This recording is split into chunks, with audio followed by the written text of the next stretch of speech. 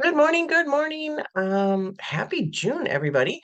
If you notice, my background's a little different. I'm up north in the family cabin traveling, but wanted to bring you a news update since I missed last Monday.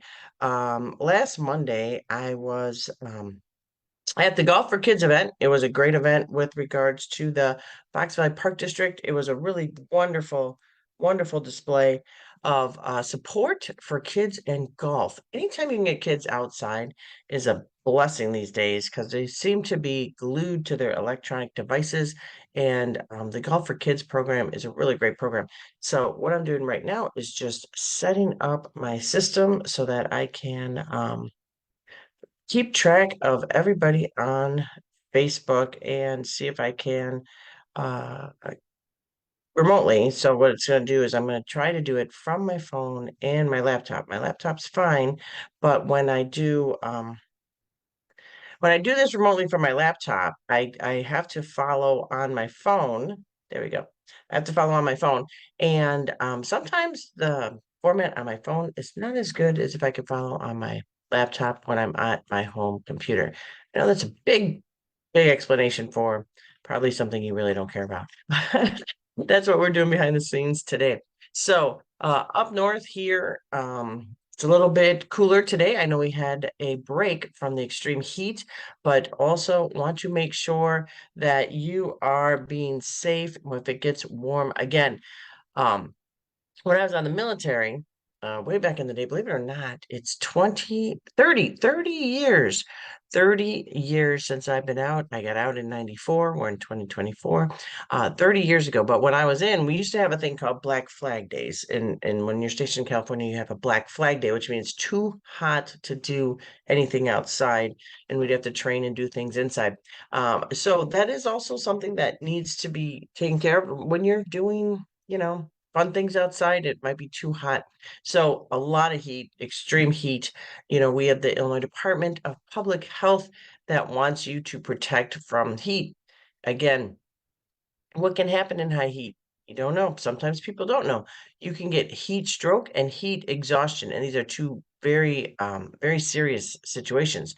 So, on the hottest hours of the day, on very hot days, you need to stay in an air-conditioned area. If you don't have air conditioning, you can go to a cooling center, such as the library, the shopping mall.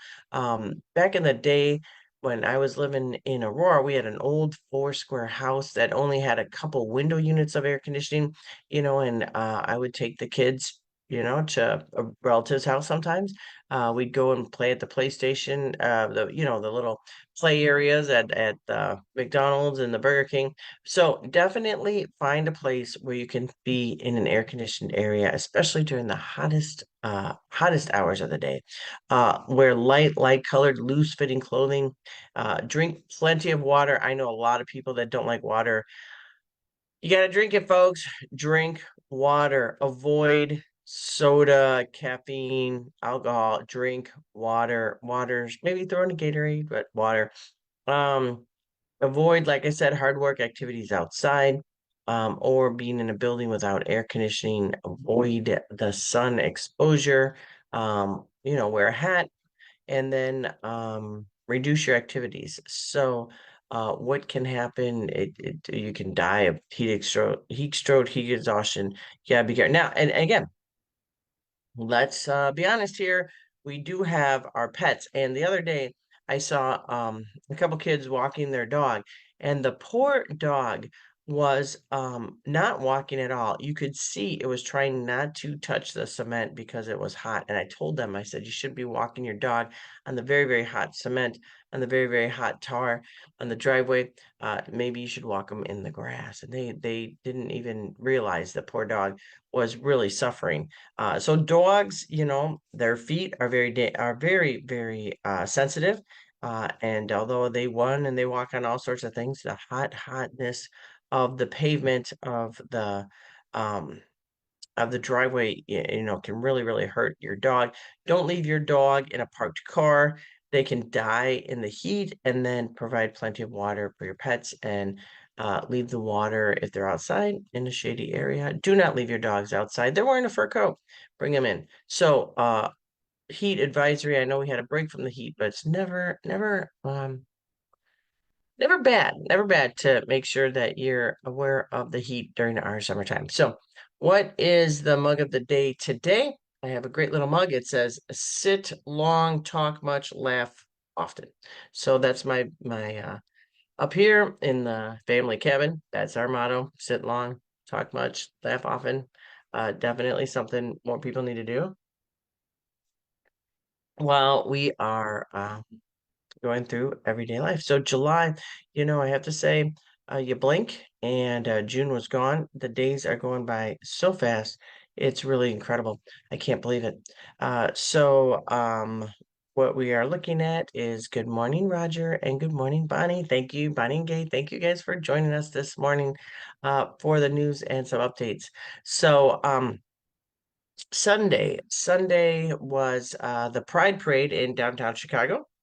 I know some people that were going to it, and I hope they really enjoyed themselves. I did not make it to the Pride Parade, but from the pictures I'm seeing, it looks like a lot of people had fun.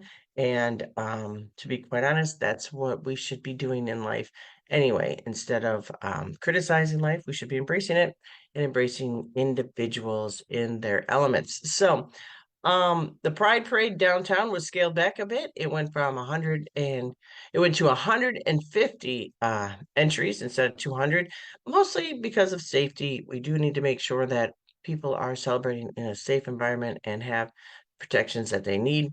A lot of individuals were there, Mayor Brandon Johnson, and then Cook County Treasurer Maria Pappas, and then the constitutional officers, many state reps, state senators. There was a lot of people there and not much disruption. The governor signed two bills prior to the parade that helps individuals with regards to in the LGBTQ community. And so he did sign two bills that will really help our friends in the LGBTQ community. So, as I said, this is a time for the governor to be signing bills. So first, let's run down what's going on.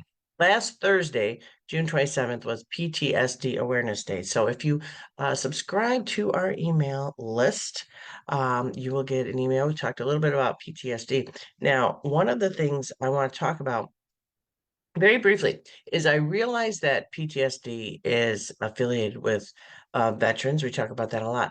Not all veterans have PTSD, just like not all individuals have PTSD. But PTSD, post-traumatic stress disorder, and I've gone around with some people in the medical community. It is disorder in these terms are not, it's not a negative term. I know it comes off a little bit negative. Oh, you have a disorder. It's not a disorder in a negative term. It's just that they claim it's a disorder in the medical term. Post-traumatic stress disorder.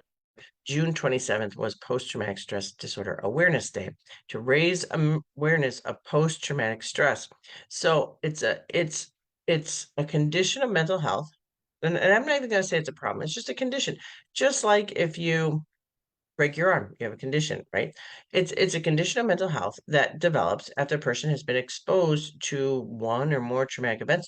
It might only be a single event, and it might not even be of a large situation such as war. That's a huge traumatic event.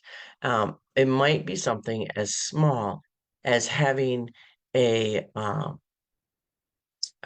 trying to cross the street and a car kind of clips you and you're just standing there and you have to come back and you're like, whoa, that car almost hit me.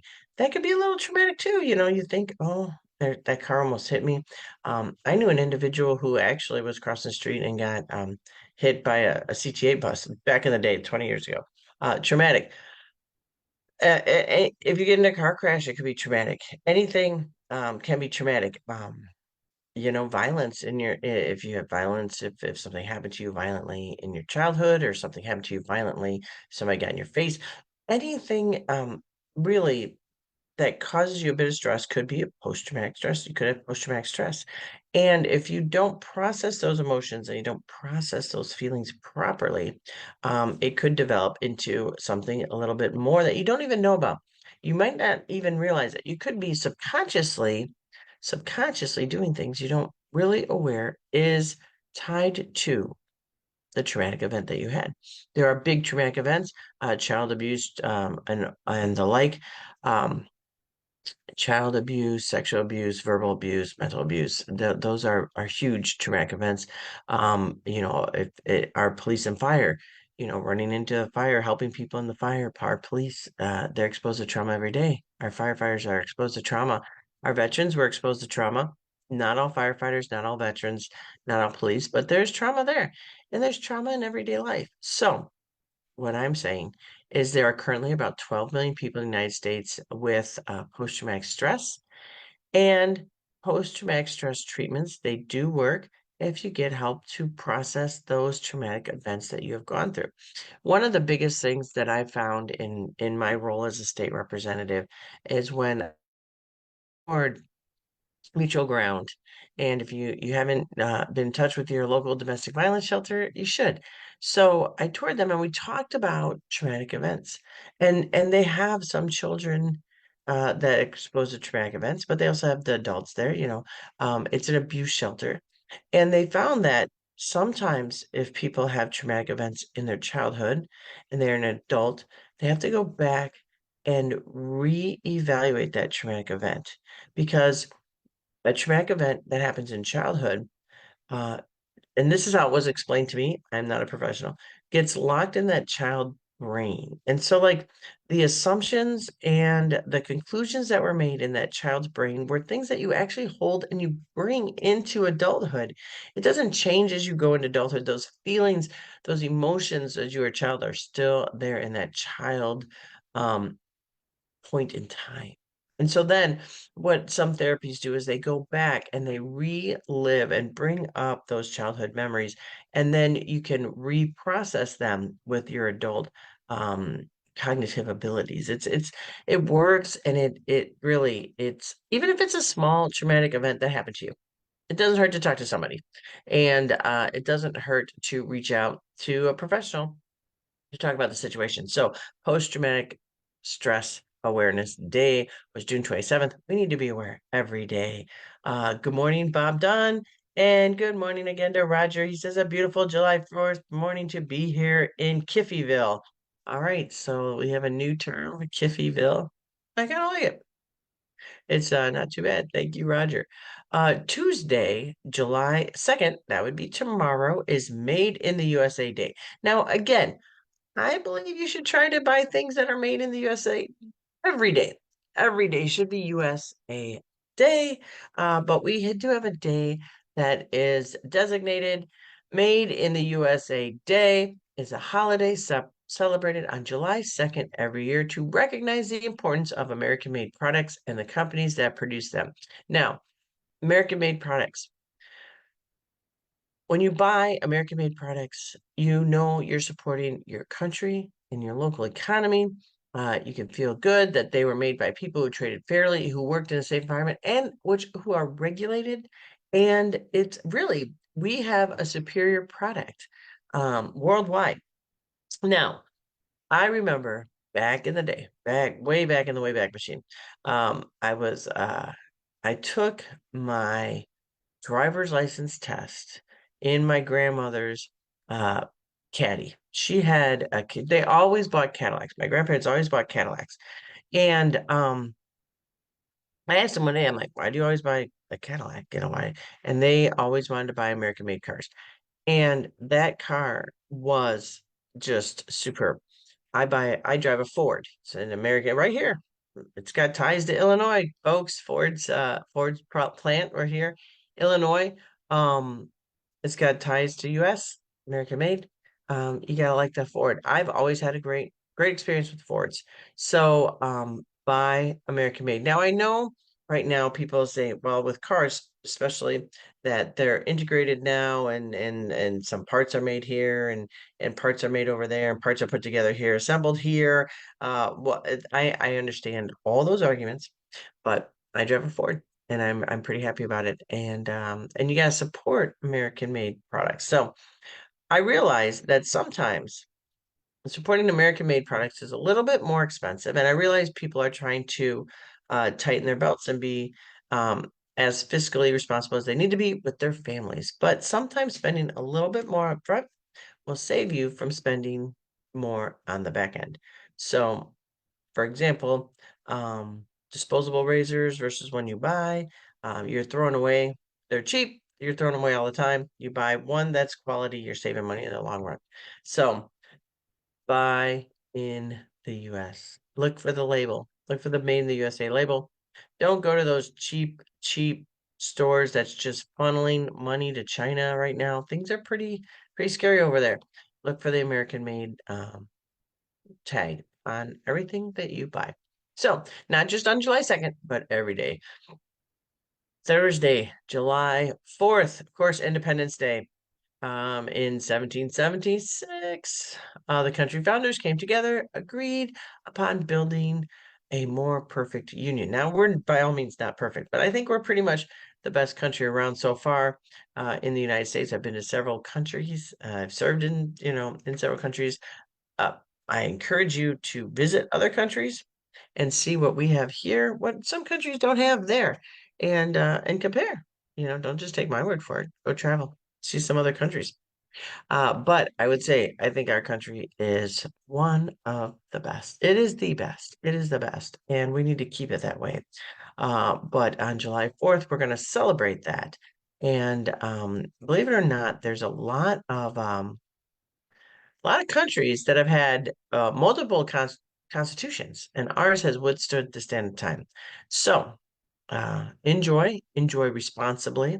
And this is what we're going to talk about a little bit today is responsible celebration. Now, responsible celebration does not always include illegal fireworks. Now, I realize that there are illegal fireworks in Illinois, and I know that you can get fireworks over the border, but our firefighters want to stress that fireworks can be dangerous, and they get several calls of people getting hurt with fireworks. But the best way to look at fireworks is look at where they're at in the community. So, Aurora has fireworks on the evening of July 3rd. So they've moved it off of July 4th and they've got it on July 3rd at 9:30 p.m.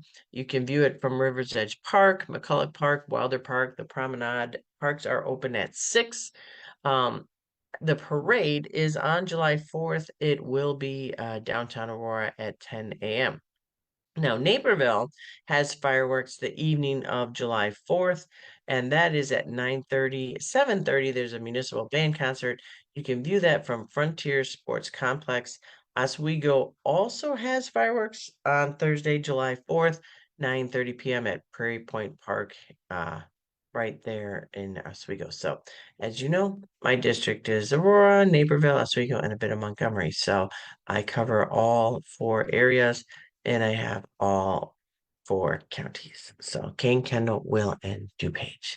So there's a ceremony July 8th, Monday, July 8th, 5 p.m. I'm going to be able to be there. And it's at Montgomery Park. It's in Montgomery, 301 North River Street. And it is along with the Fox Valley Park District and the Village of Montgomery. It's a monument to honor veterans, first responders, and essential workers. They're unveiling it and they're dedicating the 2 monuments. So the ceremony marks a significant moment for the community as it pays tribute to the sacrifice of those who have served in the military as first responders and as essential workers, particularly during the times of COVID-19. So mark your calendars for July 8th in the evening. And then the things that a lot of folks are looking forward to is our annual Shred and Recycle Day. Talked about it last time, Saturday, July 13th, 9 a.m. to noon. Paper shredding, electronic recycling, cell phones, eyeglasses, and used books. We will not be collecting medications this time around due to a change in some of the Illinois Environmental Protection Agency rules, and we're looking at hopefully getting them back next year. Further, mark your calendars. The American Legion Golf Outing, Thursday, September 5th, post84.com. They're actually, the Aurora American Legion is actually partnering up with the Naperville American Legion. And then our Kid Expo is September 14th. So certainly that's a lot going on. If you want to go to an American Legion meeting, the American Legion meeting is the second Friday of every month. So July 12th is the Aurora American Legion meeting where they will have representatives from the VA and Hines VA and the Veterans Assistance Commission, both Kane and DuPage County will be there to file claims and help our veterans. So that's again July 12th, right around the right around the corner, really. It's right July 1st today. Um, what is going on with regards to Springfield? I said that the governor signed a couple pieces of legislation. Um, all the bills have been sent to the governor and they're waiting his signature. I had 10 bills that I was a chief co-sponsor and passed, 18 bills that I was or a chief sponsor that I was a chief sponsor on 10 bills passed, and then 18 bills I was a chief co-sponsor and passed that went into effect on the 18th. So just so that you know that there are several we're still waiting the signature. That's one of the things that are a little bit frustrating, for lack of a better word, is because you sit there and you work so hard with regards to passing these bills and still looking to ensure that the property tax bill for our veterans, we sent it quickly, like it should be ahead of the line. It should be signed. Well, it was supposed to be signed. I was hoping it would be signed weeks ago. That's why we sent it to the governor a bit early and haven't quite figured out why the governor's office hasn't signed it. I've called, I've tried, but what can you do? You just that's part of the system. But it's on the governor's desk, 612, the property tax relief and the cliff for veterans. I've talked about that in the past. So what was signed? So the governor signed, as I said, before he marched in the Chicago Pride Parade on Sunday, he signed two pieces of legislation that promotes LGBTQ plus rights in Illinois. Senate Bill 2930 requires nonprofits to publicly report the aggregated demographic information about their boards of directors. So this is just a small reporting mechanism. It looks to help ensure that nonprofit boards better reflect the populations they serve. So that's what that bill was.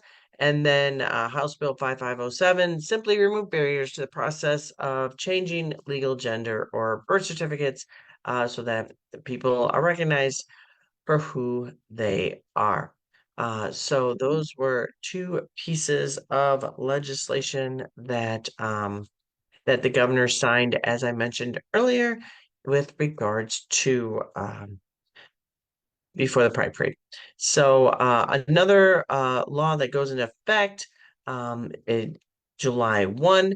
We have now one uniform driver's license. Before we had multiple driver's license, those who are undocumented and those who are not undocumented for lack of a better word. So what we did is we just have one universal driver's license. Non-documented individuals will receive a driver's license with the wording federal limits apply on the top. So that just keeps things a little bit more easier and a little bit more streamlined. Some people question, why is this a process? I think we need to have safe drivers on our roads. Safe drivers means that they have to go through the course and get a driver's license. It's all about safety and ensuring that folks are driving properly. Now, one would argue they're undocumented. Why are you giving them a driver's license? We are not getting into immigration policy that's a federal level. We really, truly need to fix the immigration system. And I know there was an executive order signed by the president working towards that as we speak. So while the federal government works on that, we're just going to make sure that every individual has a driver's license that makes our roads safer. And that's the main thing with regards to that. Now, some of the issues that we've talked about were for the dreamers, individuals that came here when they were very, very young, and they've grown up here. This is their home, and then they wind up not being able to take driver's ed, and some of them wind up having to drive to school, having to drive to work, having to drive anyway. So again, we need to make sure that our roads are safe. Now, this does not comply with the federal real ID guidelines, and it's still just for drivers. It's not, you can't board a plane with it. It doesn't comport with federal real ID guidelines. Um, so that is pretty much, it's just to make sure our roads are safer. There's actually a child labor law that came into effect. It requires parents to set up a trust fund for their child if they earn income from their child's likeness, and allows the child to request the deletion of any content they were featured in upon turning 18. So there are sites out there, you've seen them, I've seen them, where they show pictures of their kids, adorable kids doing adorable things, and they're making money off of that. And but the money is being made from the child. So this is similar to laws that we have with regards to child actors as well. And it falls under the child labor law. So this includes social media influencers, bloggers on YouTube, TikTok, Twitter, other platforms who feature a child in 30% or more of their online content are required to set aside 15% of the gross earnings from the video content into a trust, which would be held in the child's name until they reach 18 years old. Um, we also passed in the law Freelance Worker Protection Act, adds protections for independent contractors against threats, intimidation, discipline, harassment, or discrimination. So it requires companies to issue full payment for the service by the due date in the contract if the due date is not specified within 30 days of completing the services outlined in the contract. And then finally, just a snippet, Illinois school boards must hold a public vote in a regular meeting prior to the approval of a new contract for any district administrator's assessment test given in students. So that's a little bit of an update with regards to some laws that were passed. Now, if you are going to be in Chicago, um, they are changing the wages in Chicago. So tipped wages, the clock started on a 5-year plan that'll raise wages for Chicago's tipped workers. Now, it's pretty interesting, the whole tipped worker economy. Back in the day when I was in college, I worked as a server. Most people do when they're in college. And I remember going back, my tipped wages was $2.35 an hour with tips. So it's in Chicago, it's about $9.48 an hour. It's going to be increasing in Chicago. It's a 5-year plan from $9.48 per hour to $11.02. So wages will continue to increase annually until 2028 in order to reach parity with the city's standard minimum wage. So Chicago, being a home rule community, they can pass these pieces of legislation, and that's something that they passed as well. So just something for you to know, that's one of the things that you're going to be looking for. Um, and then it makes you think, well, what is going on with, the state's minimum wage? Well, the state, we passed that quite a while ago in the 101st General Assembly. We're in the 103rd General Assembly now. So that's been going up since the 101st General Assembly. The minimum wage in Illinois will increase to $14 an hour for non-tipped workers, $8.40 an hour for tipped workers, and $12 an hour for youth under 18 working less than 650 hours a week. So that is just to give you a scale. It's different in Chicago. I just talked about Chicago and they're changing their tipped workers, but the rest of the state, the minimum wage will increase to $14 an hour, and then $8.40 an hour. And this is pretty much looking at January 1. So January 1, that's what we're going to be looking at then. In January 1, what's going to go into effect as well, that signed into law is Paid Leave for All Workers Act. So they will get paid time off for reasons as the Illinois Paid Leave for All Workers Act goes into effect. So most employers in the state will be required to provide 40 hours of paid time off to their workers, and employees can request their days off with only 7 days notice. And this is, if there's an emergency or something happens, unplanned absence that couldn't be foreseen. It's employees cannot require or ask their staff to find a replacement to work for them. Employers can't do that if they need to take time off, and they're prohibited from discriminating against workers who take time off by lowering their hours or not giving them opportunities for advancement. So that's the Paid Leave Act. Also signed into law was the first in the nation law prohibiting state-funded libraries from banning or removing materials due to religious or partisan disapproval. We have freedom of speech, and some places are engaging in book banning. So the law was supported by Secretary of State Alexei Janulius. He's also the state's librarian. And so looking to declare that is a policy of Illinois to encourage and protect the freedom of libraries and the library system to acquire materials without external limitations, was a quote by Governor Pritzker. Now, if you don't like a book in the library and your child wants to read that book, then you have a discussion with your child. We're not going to pull that book off the library shelves because there might be another child or individual that wants to read that book, and it's okay for them. Um, if the heat is on, so is your gas and electric. So we had a bill that prohibits utility companies from cutting off gas or electric services for Illinois residential users because they haven't paid their bill on days when the temperature exceeds 90 degrees. Again, we don't want people to die. And unfortunately, if they come in financial situations, we don't want them to get their electricity cut off in extreme temperatures, extreme heat, extreme cold. So definitely that's a safety issue.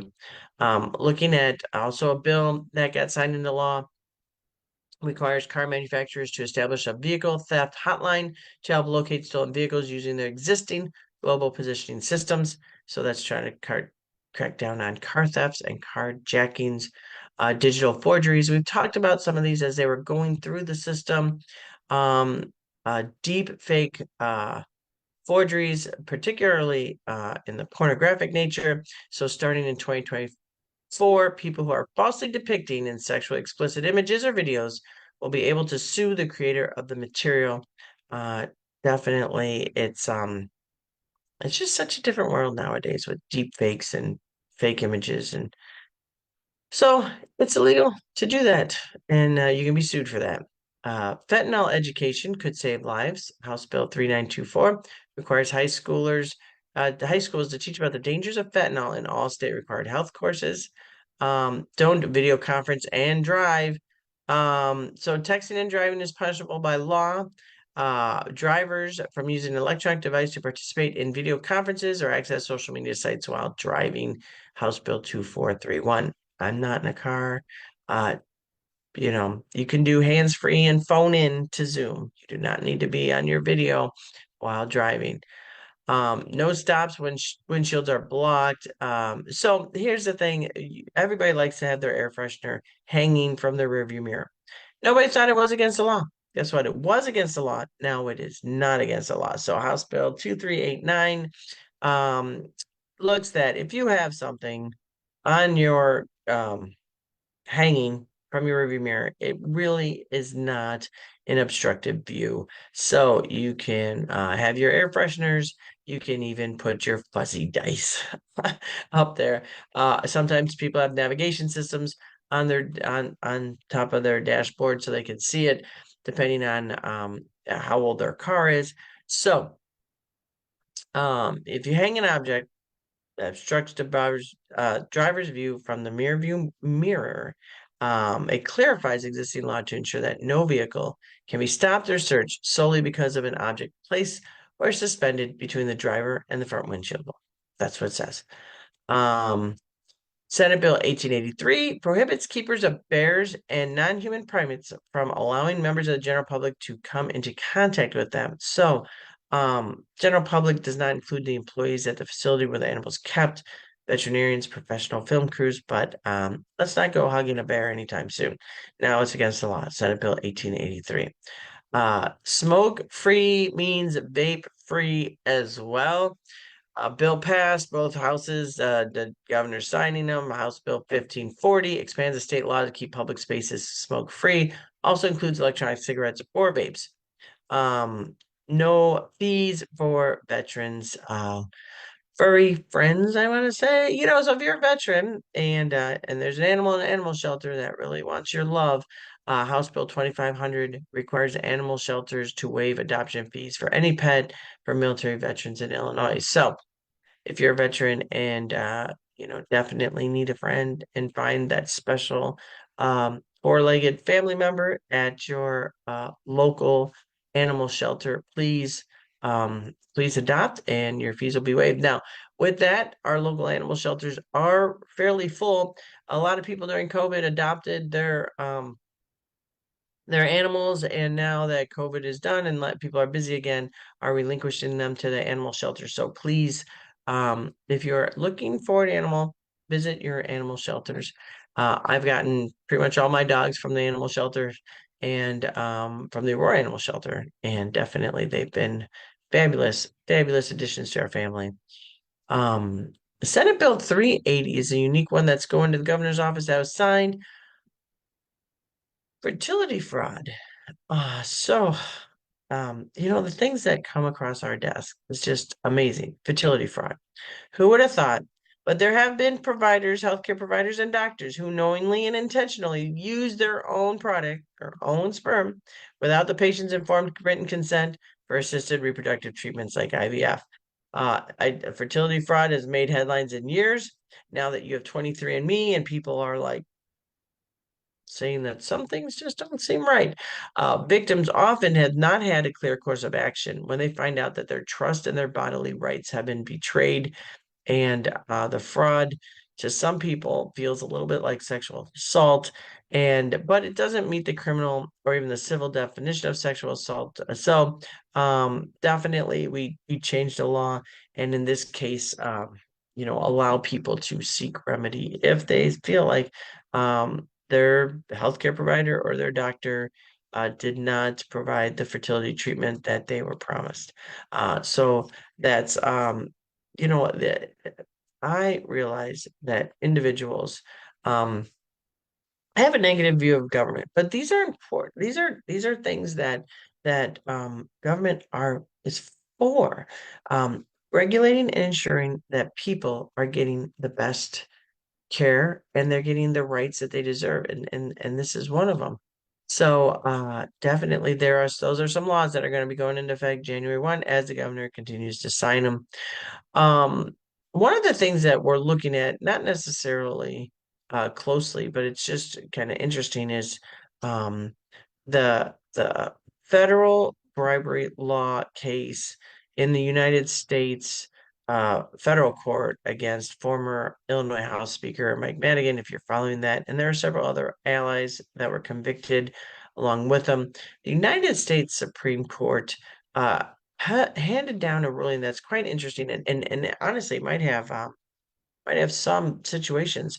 In a 6-3 decision, the Supreme Court conservative majority ruled that the federal bribery statute, ironically referred to as Section 666, does not criminalize gratuities given to a state or local public official after he or she has already performed an official act. Now, I think that this is kind of concerning to a degree because they narrowed the scope of what that section, the federal bribery statute, to only bribes which require a quid pro quo. And it does bolster defense arguments made during last spring's comment case. So I'm not a lawyer, but a quid pro quo means if I give you a large sum of money, will you do this? And then that happens in that regards. Now, um, what they are talking about is a gratuity. So something seems to happen, contract gets awarded, and then a month later, a $13,000 contract to a public official's company happens. Might not happen. Might could have happened. Who knows? But they're saying that's a gratuity. A gratuity is after the fact. So, something could be passed or something could happen. And then 6 months later, a very lavish vacation could be a gratuity. It just it's very concerning, and I think that we're going to be looking at this kind of precedent that U.S. Supreme Court ruled on with regards to the federal level. On the state level, we can be more restrictive than the federal level. So I'm sure we're going to be looking into those kind of arguments as well. So that's something that we need to on the state level. We can have different laws that are a little bit more specific than the federal level. So we're going to be looking at that as well. So really that's kind of the crux of what state government does when we are, we can be a little bit more than the federal government, and we're going to be looking at that. So moving on, we talked about some bills that were passed. Also, we're going to talk about the budget a little bit. Um, Quantum technology. So Governor Pritzker is a techie guy. This is awesome. So we have some quantum technology companies that want to come to Illinois, which I think is awesome. And so we put in the state budget some incentive packages for these quantum technology nation leaders. So believe it or not, Illinois was a hub of technology. Then it migrated to other states. Now we want to bring it back. Why not? Because Illinois is the heart and the center of the United States, and we are posed to do that. So, quantum computing. So, we have some tax credits that are aimed at looking at making Illinois the nation's leader in quantum computing. We also expand some tax credits for the film industry, tax credit programs for research and development for 5 years, broadens eligibility for companies seeking tax credit under programs initially launched to help the electronic vehicle and microchip industries. These programs are looking to generate, so it's $500 million in these programs and tax credits. We're looking to generate $21 billion with a B in new state revenues over the next 30 years as these projects come online. So definitely planting the seed and working for them to grow. And then our quantum campus. So the largest new program set up in the legislation will designate a quantum campus in the state. And they are looking for sites right now. Businesses in the area will receive tax credits on construction, material purchases, use taxes similar to the existing enterprise zone program. So 100 million for the construction of the site. We have a cryogenic facility program, matching funds for federal grants. So, and then the quantum computing. So I'm actually really looking forward to seeing this come online because I think it's going to be really awesome. And again, Illinois is moving ahead with a lot of things. So everybody that wants to talk bad about Illinois, that was so like 5, 10 years ago. Come back to the future right now. Come back to the present. This is what we're doing, and we're working on that. So couple things. What is quantum computing? I'm a product of one of my Gen X, so way before computers. But what is quantum computing, and why does Illinois want to emphasize it? Right? Inquiring minds want to know. Quantum computing has the potential to solve global challenges with equity implications such as accelerating drug discovery, building better climate change models, increasing food security, particularly in Illinois, and bring major opportunities for economic growth.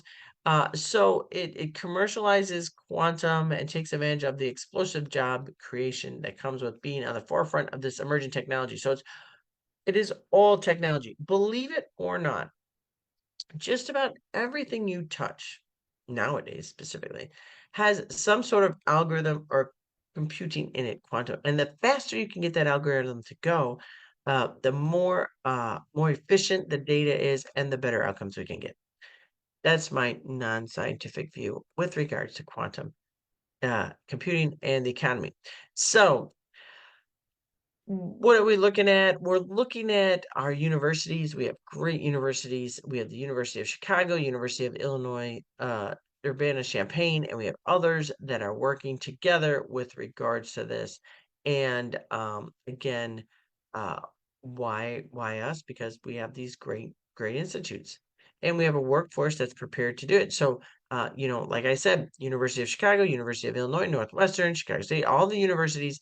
Illinois has a top talent in the nation when it comes to quantum related skills like computer science and engineering.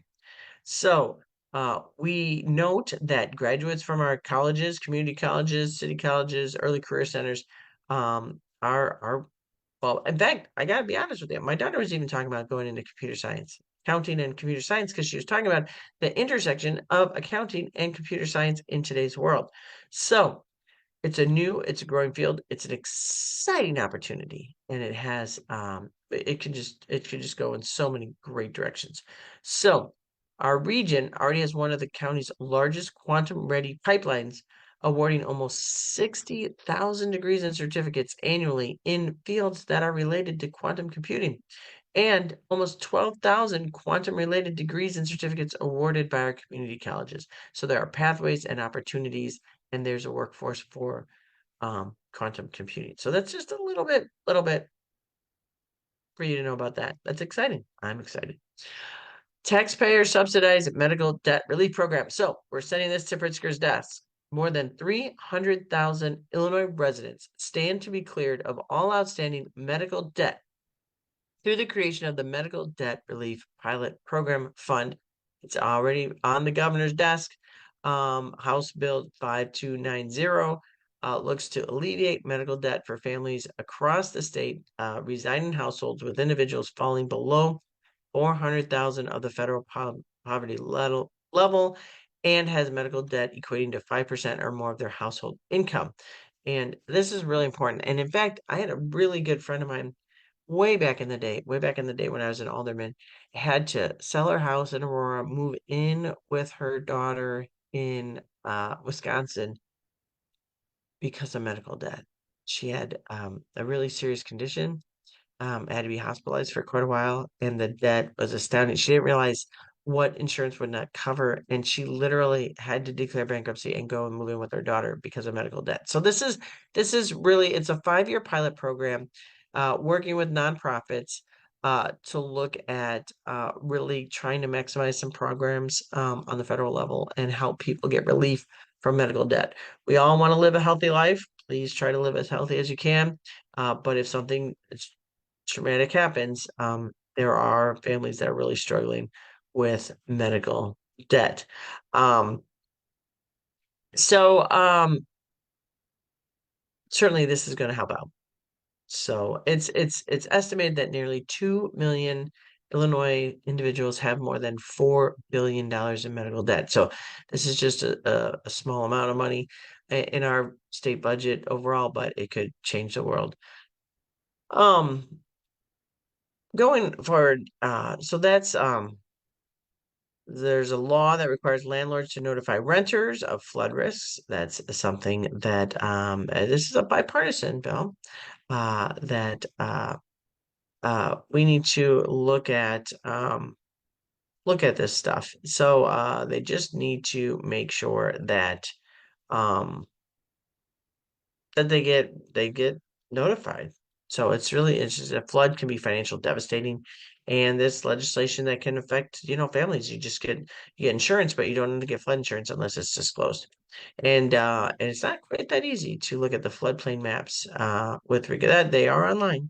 I've seen them, but everyday working people um, do have a issue with that. Now, finally, we are still able to file legislation. Legislation can be considered in veto session. Veto session has been released. It is 2 weeks following the election in November. So there is a bill that was just filed by State Rep Harry Benton. He represents the Plainfield area. So 2 bills have been filed to prohibit elected officials from displaying the American flag upside down on government property. Now, believe it or not, there is a procedure and there are rules and regulations of which you can fly the flag upside down. Most of the time, it's to signify distress and very dire consequences. Understandable. So what we have is a township supervisor in Will County was flying the American flag upside down at his government office for political reasons only. It really did not follow any procedure or any rationale with regards to why they were doing it. It was at a government office. It did cause individuals a bit of concern when they were driving by and they saw the American flag flying upside down. So it is a bill that would prohibit elected officials from displaying the American flag upside down on government property. It is a government entity, government property, government taxpayer funded entity, not a person's house. You can do whatever you want in your house. You can fly the flag, hopefully patriotically, if you feel like flying it a different way. That is your freedom of speech and freedom of expression. We are talking about a government building that is getting paid for by all the taxpayers in that area. So elected leaders could be charged with a class 4 felony if they are caught flying the flag upside down on government property. There's a separate bill that would institute a fine up to $25,000 for any government official flying the flag upside down on public property.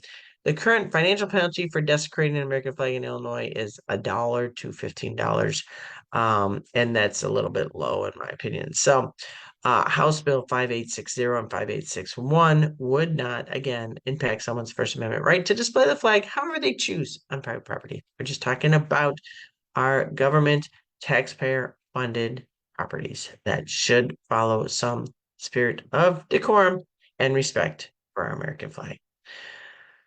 Bump stocks. This is another thing with the Supreme Court. Not gonna, these are things that come across my desk. You think that we're not doing much over the summer? We continue to work and continue to read and research and work on legislation. The United States Supreme Court, on the conservative majority again, struck down a ban on bump stocks. Now, the ruling will not have an impact in Illinois because what it really did is it took it out of the federal government realm and into the state realm, which is where we're at. Bump stocks are devices you can get online that can turn any kind of gun into a semi-automatic weapon with a single pull of the trigger. So if effectively labeling the item to function like a fully automatic weapon. So the bump stock ban was triggered by the deadliest mass shooting by one person in U.S. history when 60 people were killed in Las Vegas. The shooter used a bump stock adapter for their weapon. So ownership of machine guns, believe it or not, have long been banned under the National Firearms Act. The law has never been interpreted to include the use of bump stocks. After the Las Vegas massacre, that prompted the Bureau of Alcohol, Tobacco, Firearms, and Explosives to adopt a new regulation imposing a federal ban on bump stocks because machine guns are banned. So the bump stock, in effort, makes it fully automatic, single pull, similar to a machine gun. The United States Supreme Court stated that bump stocks do not transform a firearm into an automatic weapon. They argued that the Bureau exceeded its authority when it classified bump stocks as machine guns. Now, we had the massacre, and it's coming up again, the 4th of July mass shooting in Highland Park in 2022. So Illinois passed a bump stock ban overall back then, and so that will stand in Illinois. Illinois is not affected by the Supreme Court ruling in this case because we already had that law in effect in 2022. This is really the Supreme Court criticizing the federal bureaus ability to interpret the laws that were passed on the federal level, not on the state level. And then finally, just to wrap up with a couple things, I know I got quite a few things, and I took some time to talk about the laws that were going to go effect January 1. But we had a record-breaking export sales in 2023. We had sales exported, sold out at 78.7 billion in 2023. So according to US Department of Commerce, Illinois leads the Midwest as the top exporter state and the fifth in the nation. So a lot of jobs. Illinois Illinois exports increased by 32%. Believe it or not, we export a lot to Mexico. And we also export to Canada, Germany. We export to China as much as they import, but export to China and Australia. So again, we are leading not only the nation, but right now we're pretty much a global economic powerhouse with our sales.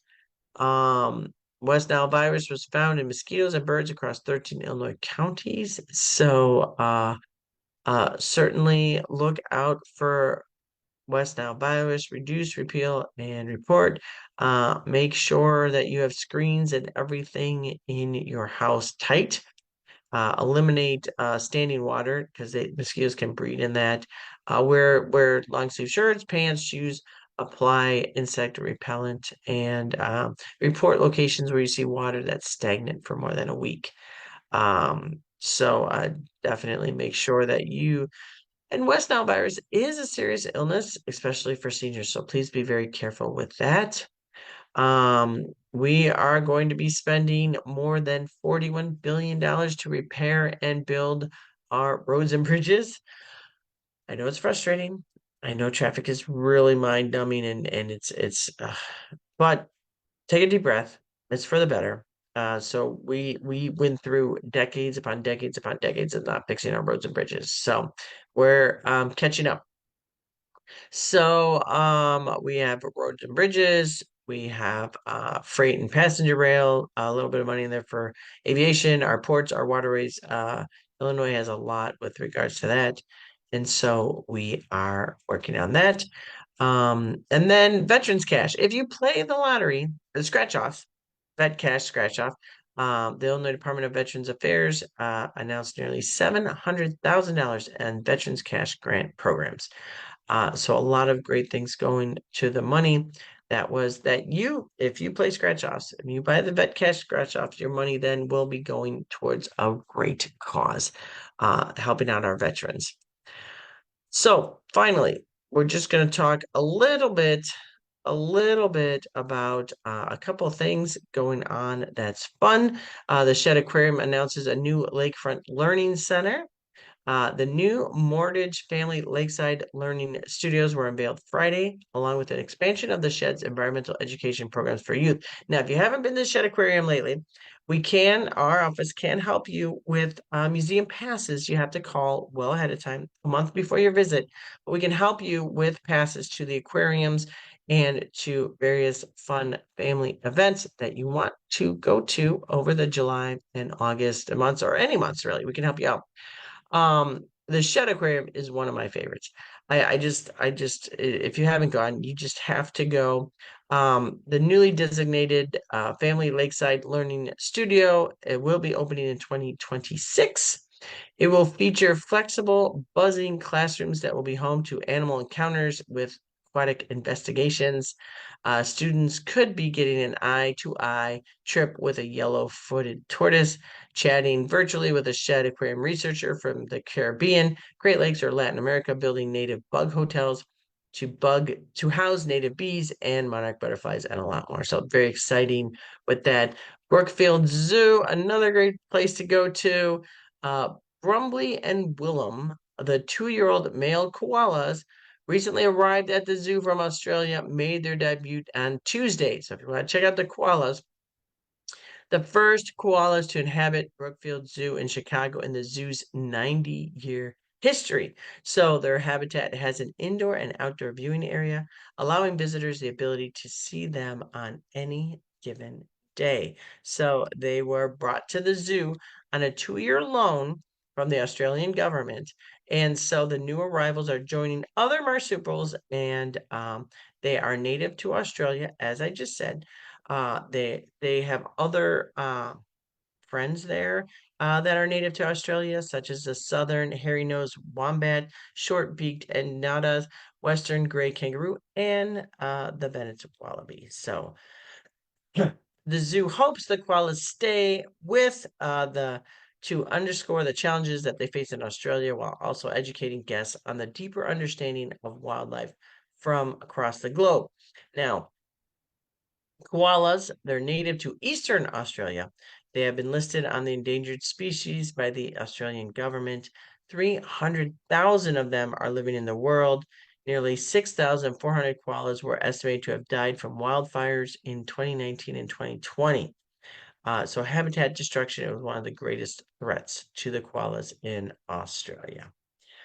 So that's a couple of things that you think is pretty interesting and fun to do. Just a couple other things of just an updated information. Um, so a woman missed out on the cicadas 17 years ago. So she brought 6,000 of them to her yard. So 17 years ago, uh, Bernetta Sala felt cheated when her yard did not buzz with the sound of 17-year cicadas. So the North Aurora resident went to other parts of the state where cicadas were plentiful and brought the insects back to her yard. And this year, she did it again. She had more than 6,000 cicadas in her front yard. She created new homes for them underneath insect netting that she placed over trees in her front yard. She put a sign in her trees that reads, "Come back toward 2024. She was fascinated with cicadas starting when she was 24. She's now 58. She became interested in them, even though she really doesn't like most bugs. But these guys, they don't sting, they don't bite. Red's her favorite color, favored by orange. So she's like, the bugs are pretty cool.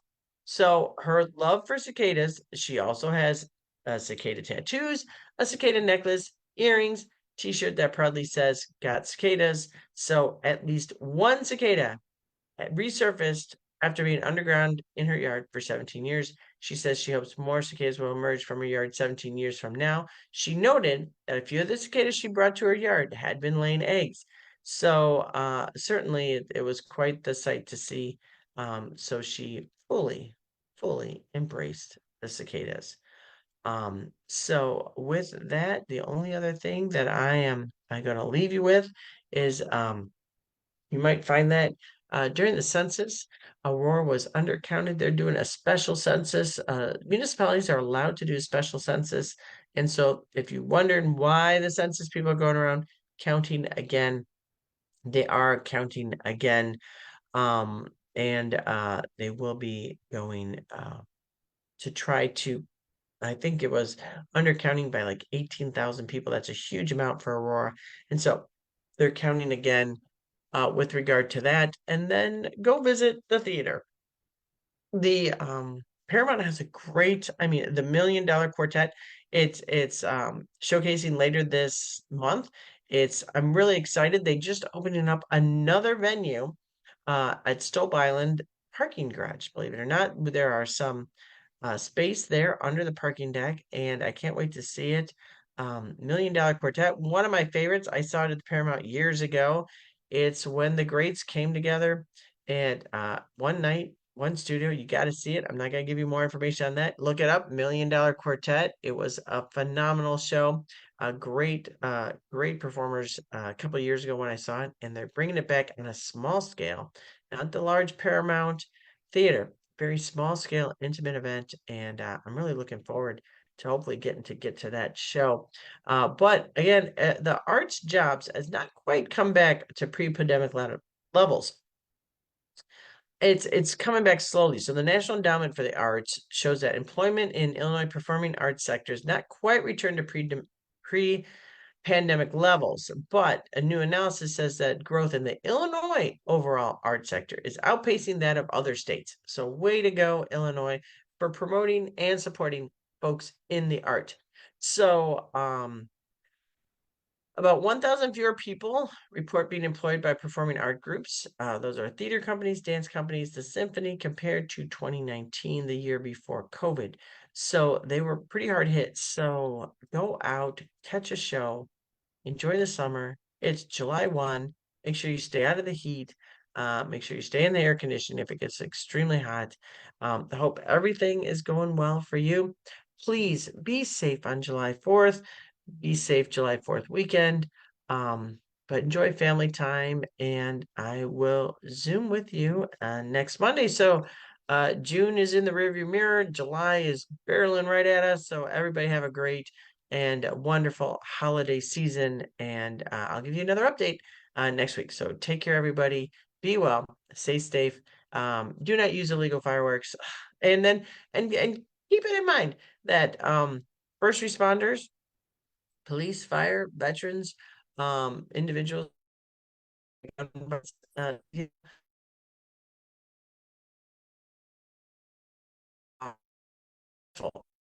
know, but all people. So please be mindful when, if you have the urge to set off fireworks in the neighborhood, I would say just don't go and enjoy the fireworks in your community. So take care, be well, have a great weekend, and enjoy the independence of our country on July 4th. Take care, everybody.